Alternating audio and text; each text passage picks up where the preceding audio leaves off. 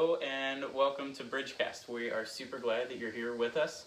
We're going to give a couple of minutes to get people to sign on because we have a new raffle coming this week.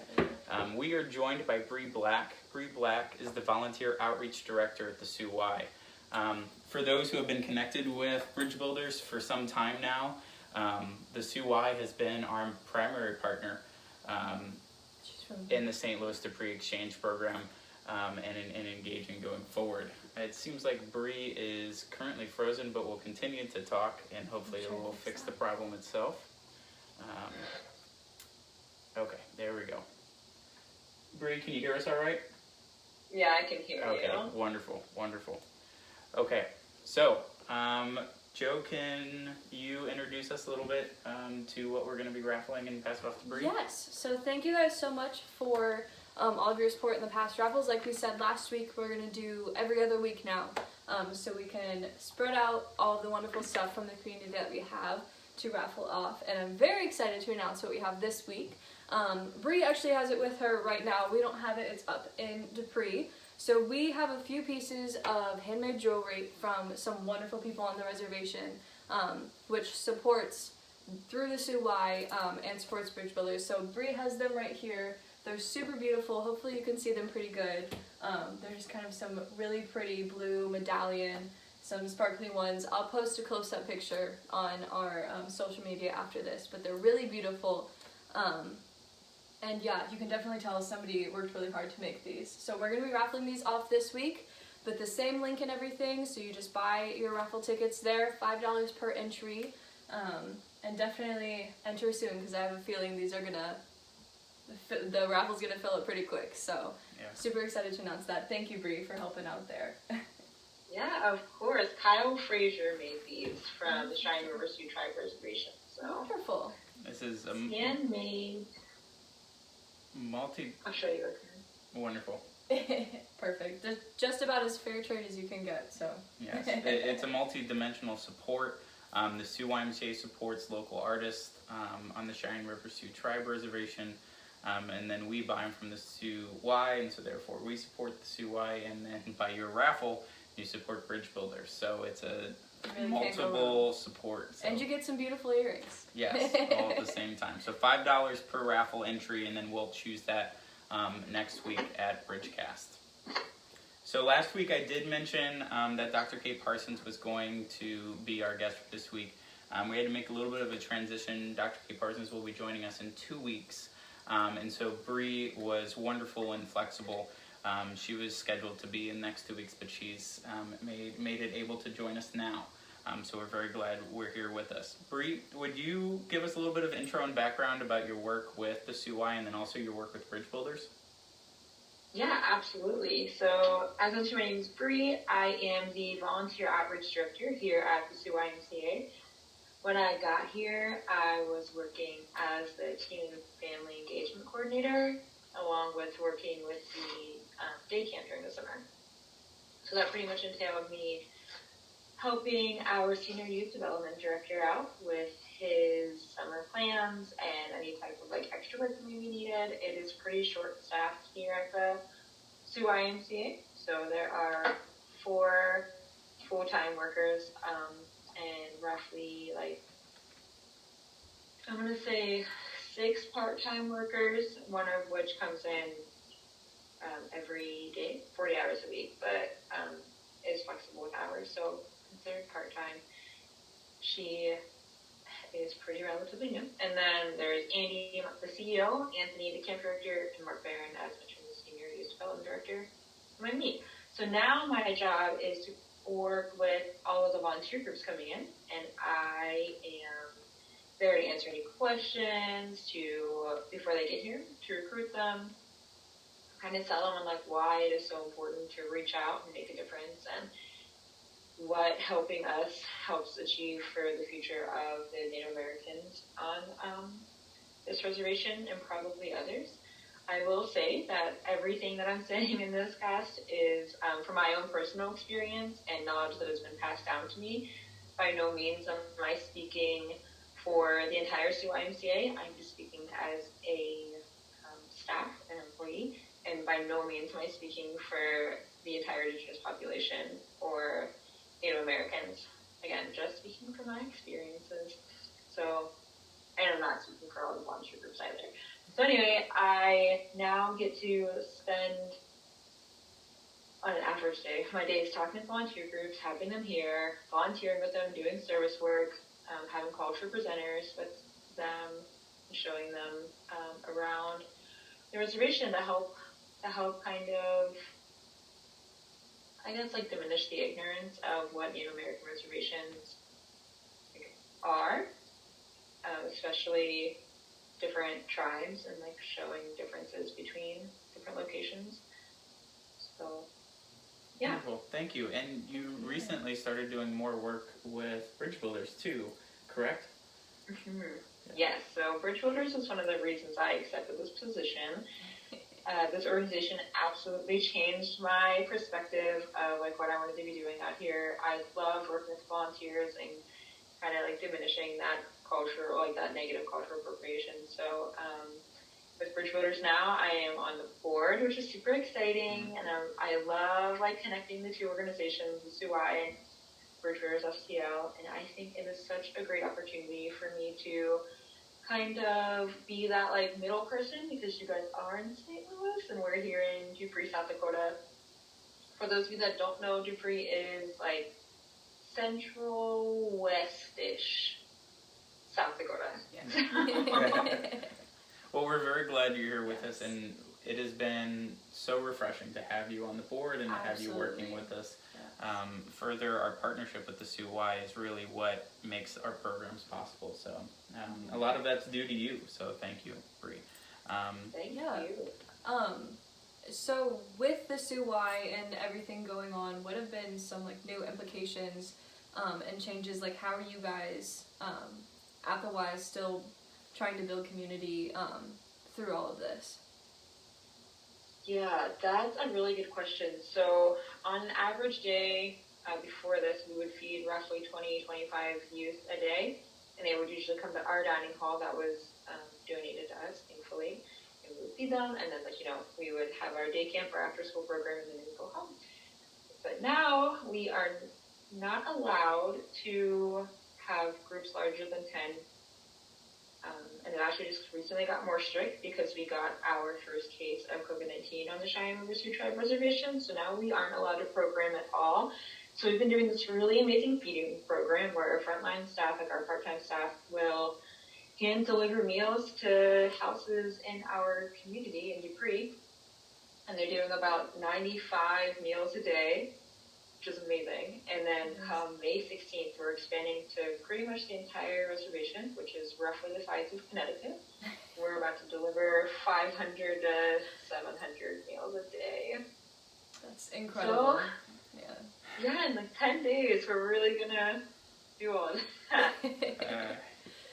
And it is stories like that of the Sioux that give me hope. So thank you for the work that you guys are doing Your for work is the community. invaluable. Thanks. And definitely leading the way, and I think where a lot of nonprofits should be heading in the future. Can you talk to us a little bit more about what the Sioux is doing in the reservation? How are you guys designing the meal plan and the feed plans going forward? Yeah, so aside from the standard South Dakota like feeding program and government requirements of like, specific ounces for meals and such, like, you know, the 8 ounces of meat and so on, we also provide a breakfast item for the next day and then snacks as well, along with like just extra milk and juice. And we've recently got our hot meals. So yesterday we served spaghetti out, which is really nice because it's filling and, you know, comfort food. It's kind of cold yesterday. And we just have this great opportunity to keep cooking like meals that are warmer instead of just passing out sandwiches. So it is really nice to be able to do that. And then we post on our social medias as well. And we recently got turkeys donated, like turkey breast donated to us. So we then like sent out like a recipe of how to make them easily. And, make sure that they're fully cooked and just to make sure everybody's good. And then so we went around, knocked door to door for the first week and asked who would want them and how many youth they have in their household. And then we have also posted, so people have been calling us and messaging us on social media, can you please drop them off here? And now we have this like flyer going around that we've been delivering to other communities because the school is going to those communities, but since school is up pretty soon, that's why we're expanding out. And we've passed out like, do you want meals? What community are you in? Describe your house and or give us the address and how many youth you have and point of contact just so we make sure that they get to where they need to be. I've been seeing quite a bit on Facebook about how reservations are going to be particularly affected by COVID-19. If you all are looking for an opportunity to engage directly with an organization that does great work and very crucial work on the reservation, I would recommend the Sioux. Yesterday was Giving Tuesday, and I know that the Sioux posted another ask for help, and a lot of this comes completely free to charge to the residents of the reservation, this particular feed plan. So a quick plug, and I didn't mean to take the words from Bri, but it is an organization that is worth donating some of your finances to. So if you have it within your financial privilege, I would please ask you to do so. And if you're not sure how, we will direct you there. We'll repost some. I know Bri's been posting a lot, so make it super simple if you're able to. Yeah, yeah. You want to go to our next question? It's really simple. Yeah, awesome. Thanks so much. Of course. Of no, course, I mean, yes. No, you guys We are can doing wonderful work. Revisit that at the end. Call out again if anybody else joins and stuff. So. We wanted to talk a little bit more about self-described needs. One of the things that really took me and made me very passionate about the Sioux and starting Bridge Builders, the inspiration was the Sioux. When I came to visit with you all for the first time, the sense of community that existed within the Sioux was so strong and so tightly knit. And you could definitely tell that the Sioux, unlike some YMCA's here in St. Louis, it's more than just a rec center. It's more than just a gym. It is truly a center for the community. Can you talk to us a little bit about your own personal philosophy in regards to community building? Yeah, absolutely. So the Sioux YMCA is not your typical Y, as you said. It's definitely not a gym and swim. In fact, we have neither a gym nor a swim. We have a little tiny workout area that we are trying to expand and make better. However, we can't have anybody come here right now. Yeah. So it's taking a small pause so we can work on bigger things. Like maybe getting a swim, who's to say. And then so we really are the pure definition of Y without walls. We absolutely spread ourselves all over this restoration in any aspect that we can. So our community building goes anywhere from these feeding programs to community events, like we have one for Valentine's Day, for usually Easter we'll hide eggs. This year we just kind of plunk them in people's yards, clean them first, obviously. Right. And then we have one for Thanksgiving. For Christmas, last year we got over 300 toys donated to us from Toys for Tots, so shout out to them. Okay. And we got to give toys out to the community, and it was really fun. And then we have open forums, so we're here to serve the community, not from what we think that they want, but from what they want. Yes. We serve with them to make sure that they are, getting what they need. So when they come in and they ask, you guys should be providing this type of activity for the youth. We do our very best to make sure that activity happens, whether it's a baseball team or a soccer club or anything that we possibly can within our means. And all these donations are really helping because right now we get to develop these programs because we have all this extra time. So it's really great to see how much Camp Maribone is getting done and everything. Aside from all that, we also have events where we'll go out to other communities. So for Halloween, we'll go celebrate Halloween in Bear Creek, and we'll take decorations and candy, we'll play games and feed. And same with Greengrass. We have a monthly dinner there the last Wednesday of every month. We'll go and, take food and just hang out with the community and check in on them. And we have things like rummage sales and feeding the school year. We have like a backpack bash where they come in and play games, and if they win like games and they get a backpack. Everybody gets a backpack, you don't have to win. Right, but yeah. Awesome. Yeah. You mentioned earlier that we do everything with a minimal cost, and for being quite honest, everything that we provide for our communities is at the lowest cost possible, which is generally free. So even our residential camp for a week-long straight, back to back to back for 7 weeks, however long we have it, is free for the kids.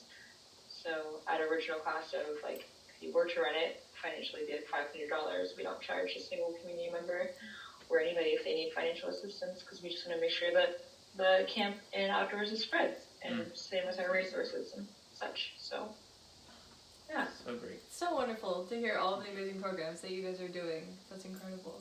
Thank you. You can go ahead and take the next question. Okay. And I really liked how you mentioned, particularly about what the community needs. And I know self-described needs has been a particular buzzword within Bridge Builders, within some of our writings and with our newsletters. By the way, if you're not connected with our newsletter yet, please sign up on our website to do so. Send one out every week, every other week. Yes, so. but self-described needs is really the biggest thing that we as an organization would like to imprint upon our exchange team members and practice within our own practices as an organization. Can you talk to us about the importance of self-described needs for you within your own work? Yeah, absolutely.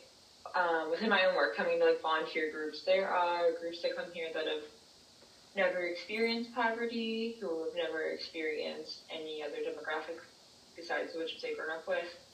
There are groups who have never been on an airplane, who have never seen flat lands, groups who have never seen a place without trees. Some groups have disabilities, some are young, some are older groups, some have been here a lot, So with each of these groups specifically, like, I want to make sure that I adapt the volunteer program to what they want, not what I think they need. So if they want to volunteer every single day and they don't want to learn anything about like how to make necklaces, well, that's what I do. Or if they want a lot of cultural presentations of how to learn Lakota, or what like these specific animals like mean, or what these traditions are, or what is a sweat lodge, then that's what they're going to learn, if they'd rather work inside or outside. So, and then it also comes down to like what the community needs at that time as well. So if the community is like, we have a powwow coming up and our grounds could use a little maintenance, then that's what we're doing. Yeah. So we definitely want to make sure that it's not just some like cookie cutter, oh, you come here and this is some platform schedule. It's absolutely a like piece by piece puzzle that I put together and work with you for. Fantastic. Wonderful. And I'm going to go ahead and skip this next question, but go into one that I think is very important. Something that I've seen within my time within the nonprofit community is it's difficult for longevity.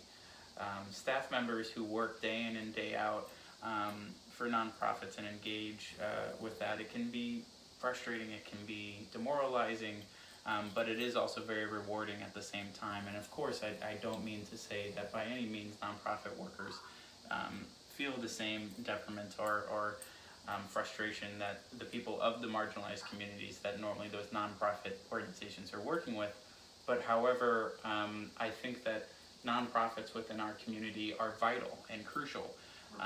And there hasn't been a whole lot of support in regards to how we can mentor and keep a sustainable nonprofit professional group existing within our communities. For you personally, Bri, how do you stay motivated? How do you stay inspired? How do you continue to keep that flame that you had when you first came to the Sioux to now?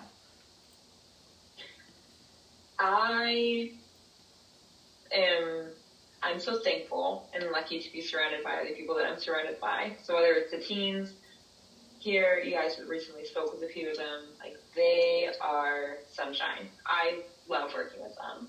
I'm lucky enough to have my partner here as well. So that's really nice. And then along with those individuals I mentioned earlier who work here, they are truly some of the most inspiring people I've ever met in my entire life. It's hard, bigger than you can imagine. So it's really easy to find like purpose and like reason why I'm doing this, but those little things like this picture, if that's familiar. I got to go to St. Louis last year with the group, and we all did this team building activity, and there was just a picture taken from it. So each volunteer group just goes onto my heart a little bit more, and every day.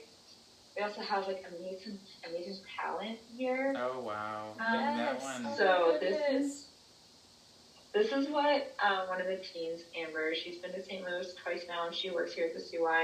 This is called a story belt, and it is like it's amazing to see what these teens have potential to do, and with these youth, not even just teens, like these little kids too. Like it's just nice and refreshing to see them open up to us and confide in us, and then like rely on us to express themselves and provide resources. And that's really just what keeps me going every day. Is I guess potential. Thank you. Do you have any advice for young nonprofit workers going into the field and anything you have learned in your time that you would like to share? Yeah, I would love to. So I think one of the most important things with working with a nonprofit is if you kind of reflect on what a nonprofit is, it's an organization that benefits other individuals or places with little to no expectation of anything back. So with that being said, you should make sure that you are taking care of yourself in any type of situation. Like your mental health and physical health is important. So if you are drained, it'll lead into the nonprofit, which will lead into whatever like noun first place you're saying you are benefiting. So I think one of my best pieces of advice that I wish I would have done a lot sooner in life is to make sure that I am healthy and well and safe before, I feed into like a negative aspect of other things that might affect other people. Yeah. Mm-hmm. Especially now, I think that's very important too, to make sure that we are still practicing healthy habits when we're quarantined or when we're working from home. So I think that's very good advice. Thank you, Bri. Thank you. Yeah, absolutely. Thanks for letting me share that. Of course. Of course. Do you want to go to the last question? Yeah, why don't you ask our last question? So we just wanted to know, which we know you're passionate about, learning as much as you can about the Lakota people, the Lakota culture, both history and present. So if you wanted to speak on any things and kind of spread the word to our wonderful Bridge Builders Network, any little things that you have learned or any principles of Lakota culture, yeah. Absolutely. So I'm not going to embarrass myself for very long and try to say that I know a lot of Lakota language, but there are a few things that are really vital and important in Lakota culture. So for instance, like Kia, it means turtle, which is a very feminine figure in Lakota culture, very strong and like, you think of turtles, like they're very protected and like stable. So Kia means turtle. Tatanka means buffalo, which are very important in Lakota culture. Lakota and Native Americans in general just use buffalo for every purpose that they possibly can. So everything from their hide to their bladder, really, to haul water. It's really impressive. We have a Glacier, which is lizard, and that is more of a masculine animal, so Kia and Glacier. And then we have Satan, which is hawk, and I could go on for a little bit, but I think something more important for everybody to learn about is the 7 values of Lakota life. So there's praying, and again, I'm not going to translate these because why would I do that? But there's praying, respect, caring and compassion, honesty and truth, generosity and helping, humility and wisdom. And those are the 7, and I think those are just really important to portray and practice every day. Like, it is important to understand what humility is and to portray wisdom and respect. It's just a really great standard to hold yourself to, and I just think it should be widely spread. I am very passionate about learning more about Lakota culture and indigenous population, history. There's no amount of me learning that will ever make me fully understand. I was privileged enough to be able to grow up in, actually Pennsylvania, not on a reservation. However, it's so beautiful here. I just am lucky enough that I get to experience these wonderful people who are so full of love here now. So I cannot speak on behalf of everything that they are practicing and what they learn and what they grow with every day, but I'm lucky enough to learn a little bit about what's happening here. Thank you. Thank you. Is there anything before we close today, Bri, that you'd like to share or that you'd like to say before we end? Again, about the why or anything like that? Yeah, absolutely. There is one thing I think I should mention, just because I think it's often ignored. Oftentimes I get questions, or like people who come here, they're like, why aren't there totem poles? Or why don't people live in teepees? And like, why are these words like not said? You know, like there are particular words in like the English language that are pretty offensive. And I just think people should, I challenge you to kind of do your research of the land that you live on and who lived there first and what their traditions were and what their practices were. Like, did they have totem poles? Did they have teepees? Were they living near water? What kind of grass or food did they rely on and how? I think it's something really interesting that historically everybody should learn about. Like, who is your chief, you know? So that is my challenge for everybody listening who wants to learn more about Native American culture, and especially the Sioux people and other reservations, because you are all across the country, I hope. Yeah, absolutely. Thank you. Yes. Thank you so much for joining us, and I believe that there is really rich in that final message that Bri gave to the challenge, and with Bridge Builders as well. One of the things that we're continuing to undertake is this idea of place. I've mentioned a couple of times Dr. Ken Kleiman and the work that we do in St. Louis regarding the research along the lines of place-based learning. Place is a community that is rich in history and culture that we need to acknowledge before engaging with any sort of community. And so this is again another reminder and another huge historic example of the many different facets and dimensions to Native American culture and the many different Native American cultures that exist just within the United States, not including Canada or any other places around the globe.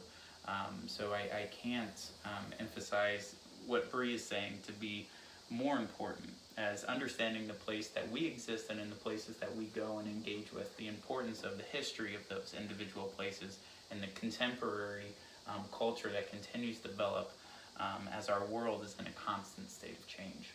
Mm-hmm. Thank you so much again, Bri, for joining us. Yes.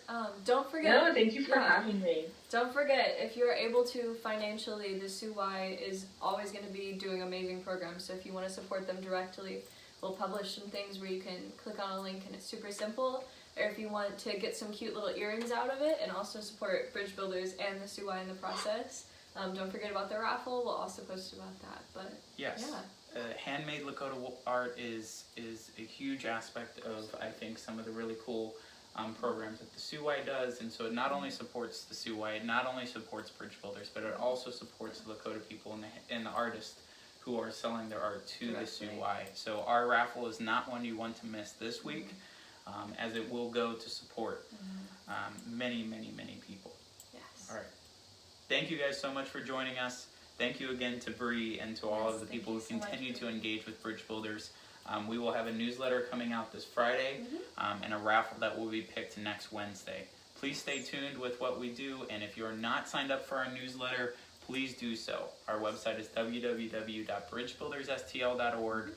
Right there on the front page, you're going to see the most recent YouTube video of Bridgecast, and also where you can do the raffle and also the newsletter. Yes. So Any questions, feel free to email us, message us on Facebook, or however. yeah. All right. Thank you guys. Have a wonderful day. Thank you so much for joining us.